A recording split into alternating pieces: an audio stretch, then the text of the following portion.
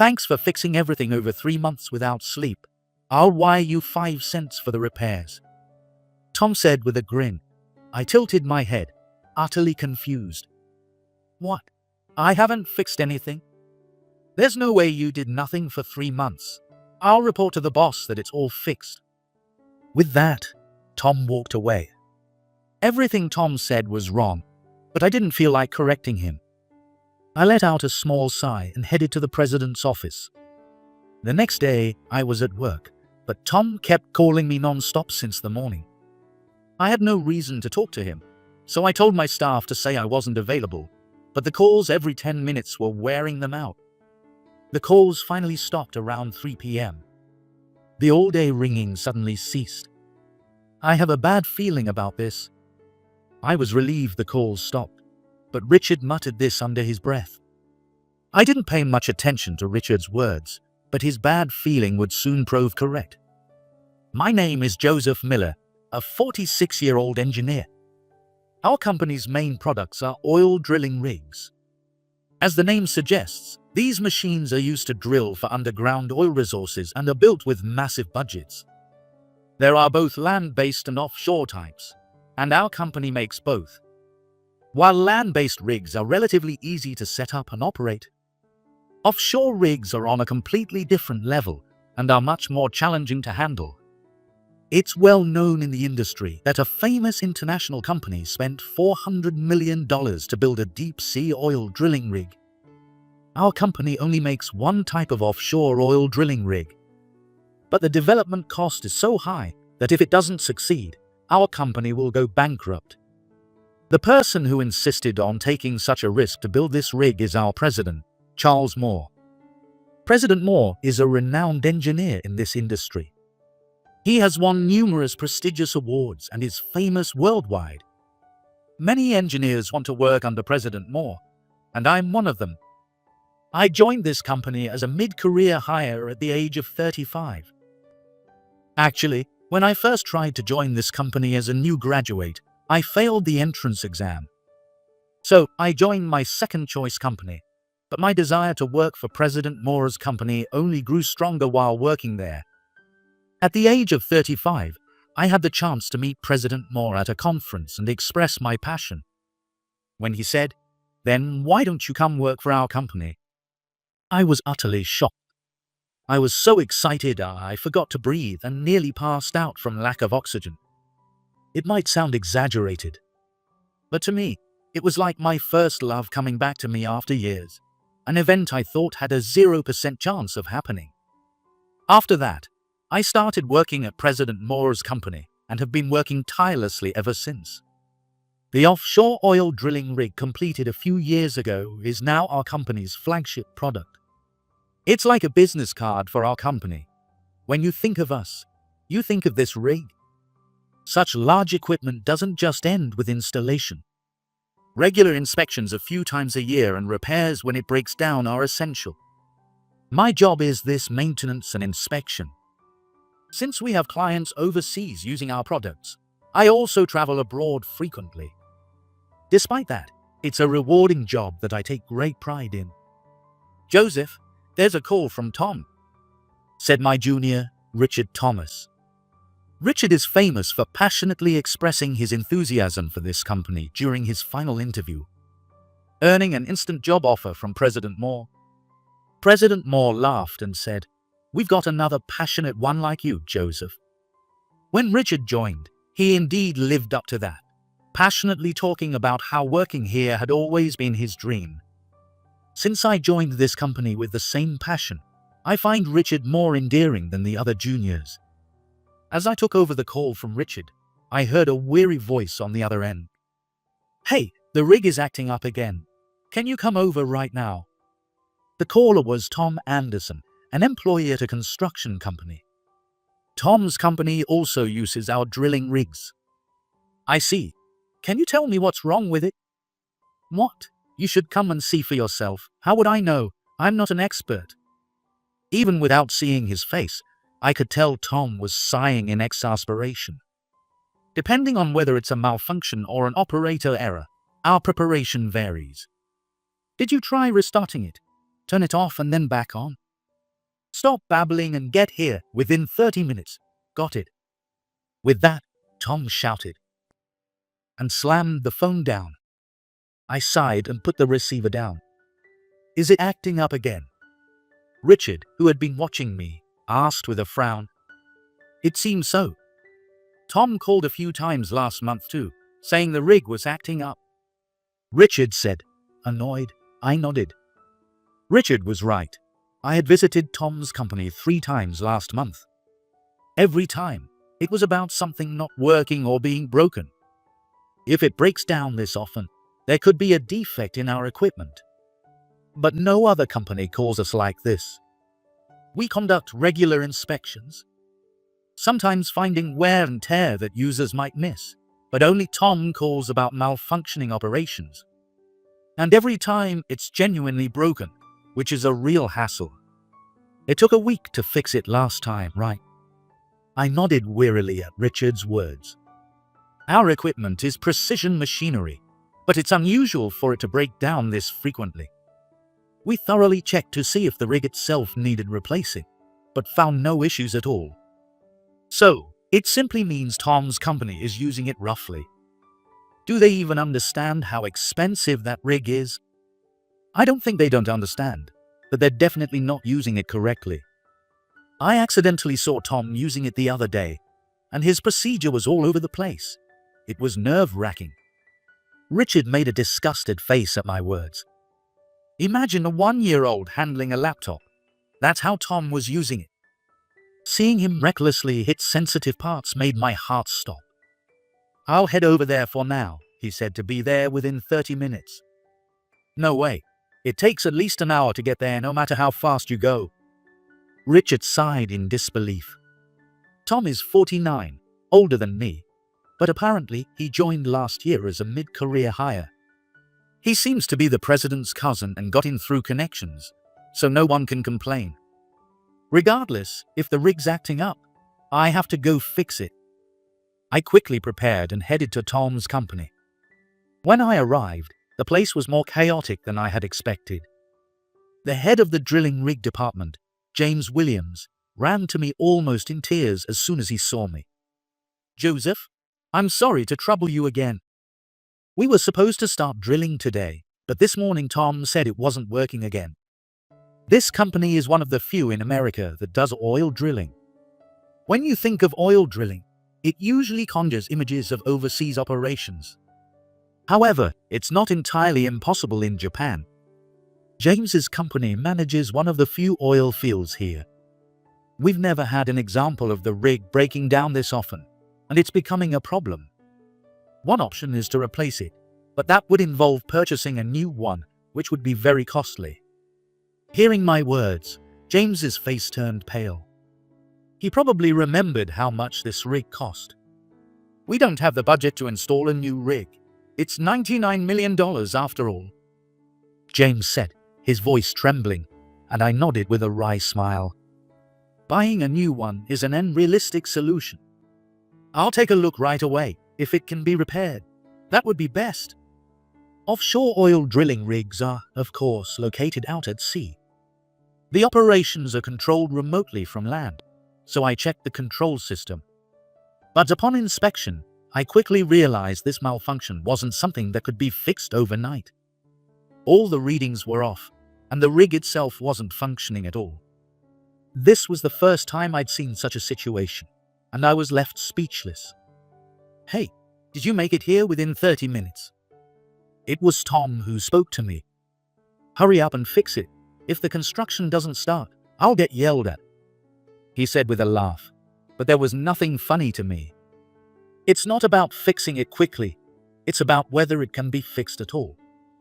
When was the last time this rig was used? "What? We haven't used it recently." Something about Tom's tone felt off. It seemed like he was hiding something. "To fix this rig, I think we need to assemble a repair team and plan for a long-term project.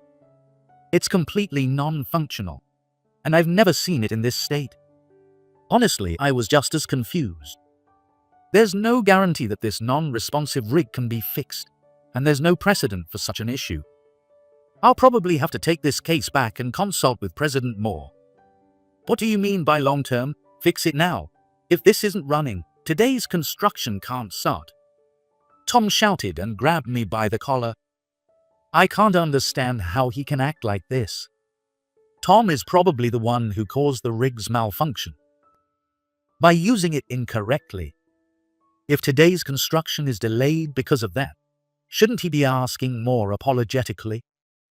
Grabbing my collar and yelling definitely isn't the right way.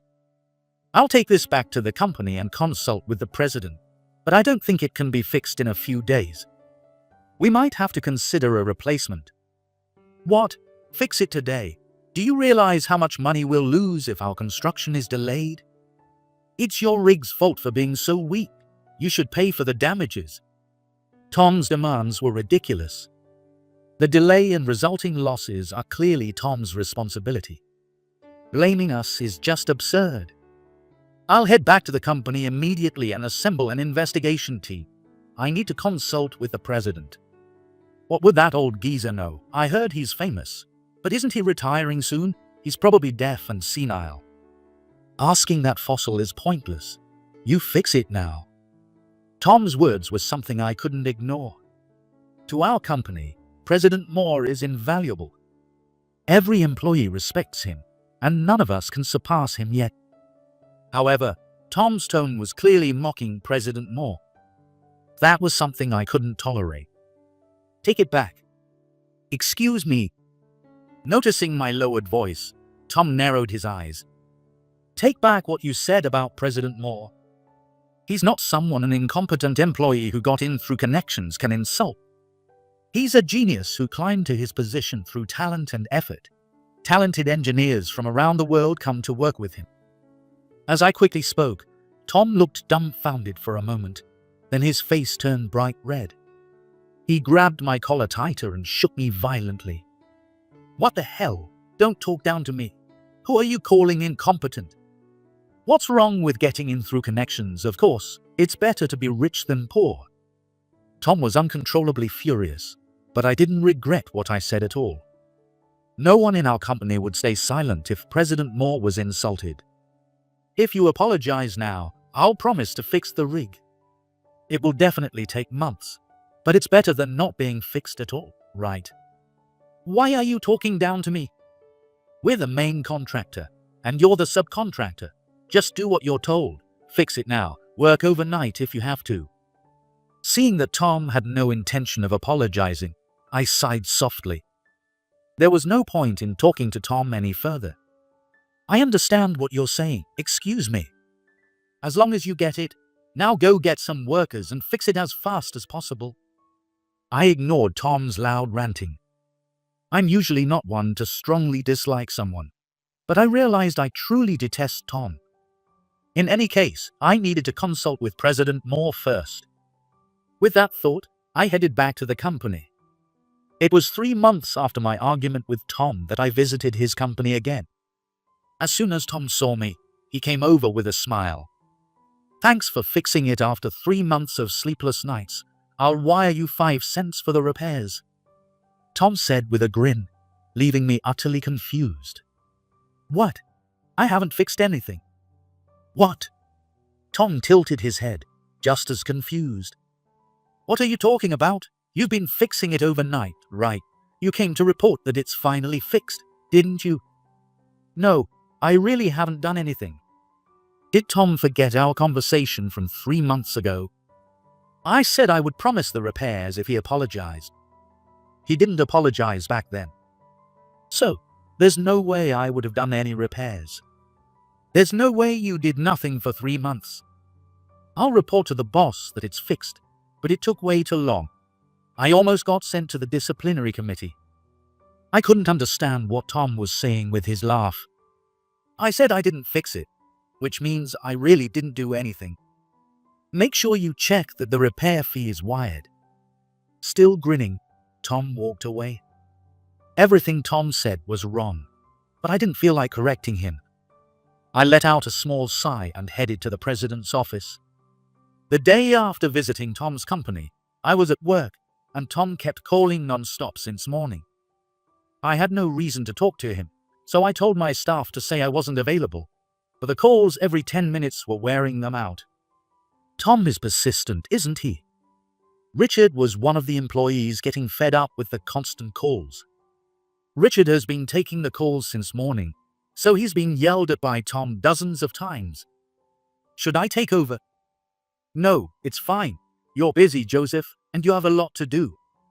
Tom's calls are just about the rig repairs. You don't need to take the calls just to be complained at. Richard's willingness to handle this is truly a relief. I'm extremely busy today since I have a long overseas trip starting tomorrow. I have a mountain of work to finish in Japan by the end of the day. Even by the afternoon, Tom's calls didn't stop.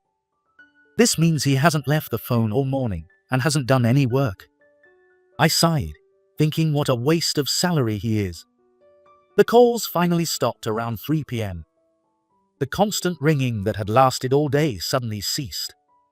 I have a bad feeling about this. I was relieved that the calls had stopped, but Richard muttered quietly. I didn't pay much attention to Richard's words, but his bad feelings soon came true. Tom showed up at our company. With his face bright red and seething with anger, Tom stormed into the company and walked straight toward me. Richard immediately stepped in between us. Joseph is very busy preparing for an overseas trip starting tomorrow. If you have something to discuss, you can talk to me. Although he spoke politely, he glared at Tom. Tom shoved Richard aside and shouted, "Get out of the way, you underling!"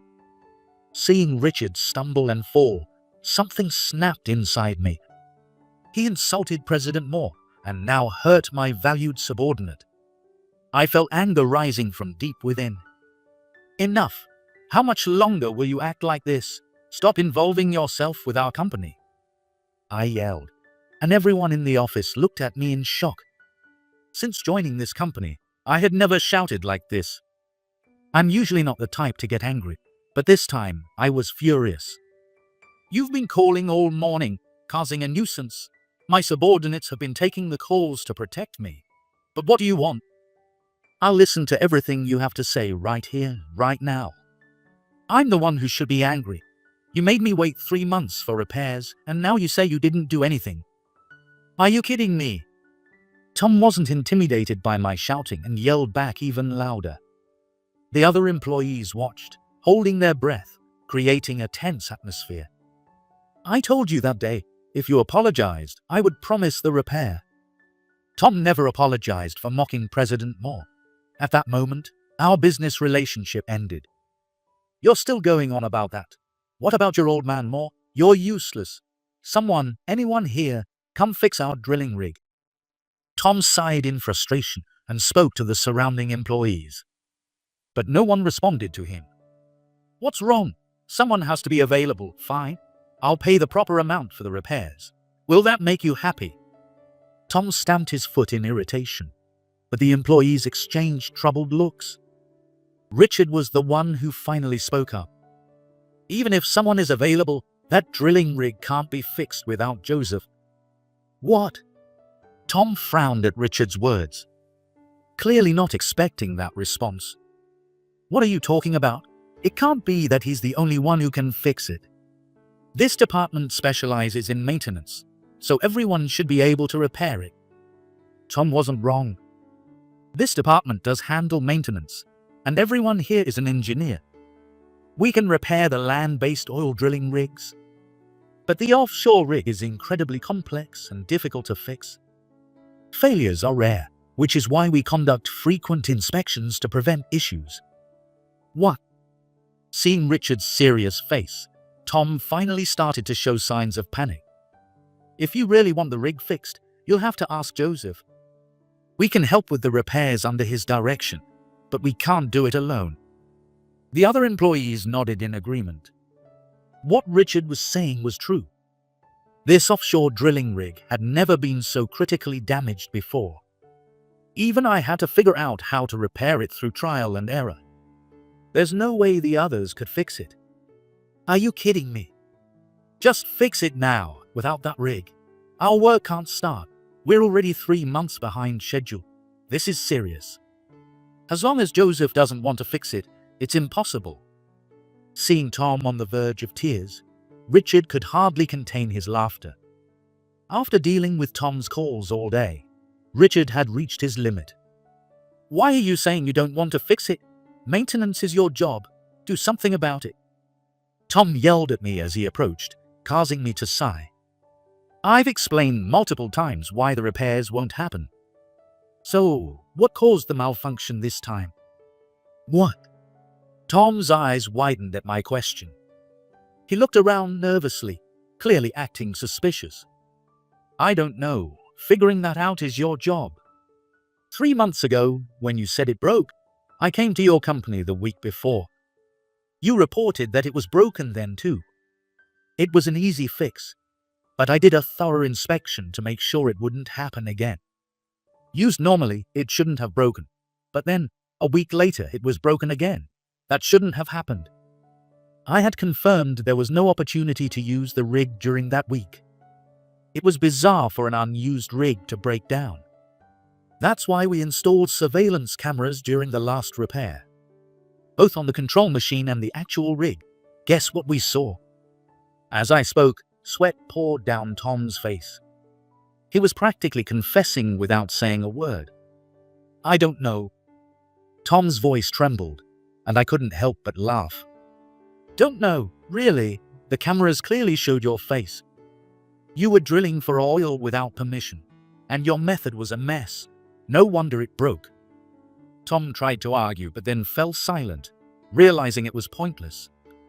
So now he's silent when he's at a disadvantage. How pathetic. Recently, I was asked by the president himself to investigate the rig, so I conducted a thorough examination. The bottom line is, it can be repaired. But since Tom caused the malfunction intentionally, it's not covered under our warranty. That's why I visited your company yesterday. Not covered under warranty, but it can be fixed, right? Please fix it. Tom's desperate eyes were annoying. Fixing that rig would be like cleaning up after Tom's mistakes. Why should I go out of my way for someone who insulted President Moore? Not covered means you'll have to pay for the repairs. That rig is a $99 million patented machine, so the repair costs will be enormous. Think in terms of millions. Also, there's no guarantee it will be completely fixed, so I recommended to the president that you purchase a new rig. A new rig? There's no way we can afford $99 million. It's certainly not a price you can casually decide to pay just because something broke. $99 million is a government-level budget, especially when the breakage was due to an ordinary employee's unauthorized use. Buying a new one is out of the question. Yes, that's why the president said the full amount will be charged to you. What? It took Tom a moment to comprehend what I meant. It's understandable, considering he's just realized he's on the hook for $99 million. Your president hesitated at the $99 million figure. But he said, since this is all your fault, you'd be responsible for the full amount. That's impossible. You could just fix it, do something, or bring that old man president here. He's the president, so he should be able to fix it. Unfortunately, I can't fix it either. Suddenly, President Moore, who had come to the office unnoticed, entered the conversation. He must have heard the commotion and come to see what was going on. Tom's eyes widened at the unexpected appearance of President Moore. So, you're Tom, the one causing all the trouble. I've heard a lot about you. President Moore spoke to Tom with a calm expression, revealing nothing of his thoughts. You're the president. Our drilling rig is broken. Fix it right now. Yes, so I've heard. Unfortunately, I can't fix it either. What? Tom was stunned by these words. He never imagined that even President Moore wouldn't be able to fix it. Why? That rig was designed and built by Joseph. I contributed my knowledge, and it was a joint project on paper, but the real credit goes to him. President Moore said with a smile. Tom blinked in disbelief and muttered, "You're kidding. It's no joke." Joseph originally worked at a famous company overseas designing equipment. We first met at the world's top physics conference, where he gave an amazing presentation. I was surprised when I found out he had applied to our company as a new graduate. Unfortunately, at that time, we weren't hiring due to poor sales. Missing out on him was a huge loss. President Moore chuckled. It was not a loss at all. After being rejected in the interview, I was hired by a major American company. But if President Moore had reached out, I would have left the American company without hesitation. The development of our offshore oil drilling rig would have been impossible without Joseph. It's such a complex and difficult piece of equipment that even I couldn't do it alone. You can't just repair it quickly once it breaks. President Moore's tone became harsher, clearly directed at Tom. But without that rig, we can't work, and buying a new one is impossible. Fixing it is just as impossible. Joseph is leaving for a long-term overseas trip tomorrow. He has an important conference and back-to-back meetings with international clients. We can't spare our top engineer for your whims. No way. Tom looked around desperately for help, but none of our employees would come to his aid. If you're done here, please leave immediately, as I said. I'm busy, and talking to you is a waste of time. I spat out the words and returned to my work. The other employees also ignored Tom and got back to their tasks. For a while, Tom tried to gain sympathy by crying and shouting, but realizing no one would help him, he quietly left the company. After that, Tom was of course fired and was billed the full $99 million as promised. I thought the amount might be reduced since he got in through connections, but when I heard the full amount was billed, I laughed. As the saying goes, when money's gone, so are the friends. Tom was disowned by all his relatives because of this incident. The $99 million for the new rig was billed to him as compensation. In other words, even bankruptcy wouldn't erase the debt. All of Tom's assets were frozen, and his accounts were managed and put towards the payment. But naturally, he could never repay that amount in his lifetime. Since the compensation is inherited, Tom's wife immediately filed for divorce. His children also cut ties by renouncing their inheritance. Literally left all alone, Tom has been seen scavenging convenience store trash every day. He looks like a homeless person, and some employees have seen him sleeping in parks. Tom will probably never escape this life for the rest of his days. As for me, I returned to Japan after a long overseas business trip and am back to my busy routine. Recently, President Moore officially nominated me as the next president. There had been talks about this for a while, and I always thought I would be next once President Moore retired. The other day, I had a conversation with President Moore. I shudder to think what would have happened if I hadn't met you at that conference. My dream was to create the offshore drilling rig, but it wouldn't have come true without you. That's an exaggeration. Talented employees from around the world come to work for you. There could have been another engineer like me among them. I consider myself lucky to have met you before those talented employees did. That's not true. President Moore interrupted me with a serious expression. In the past few years, every new hire has said they applied because they wanted to work with you. Even Richard said he wanted to work with you during his final interview.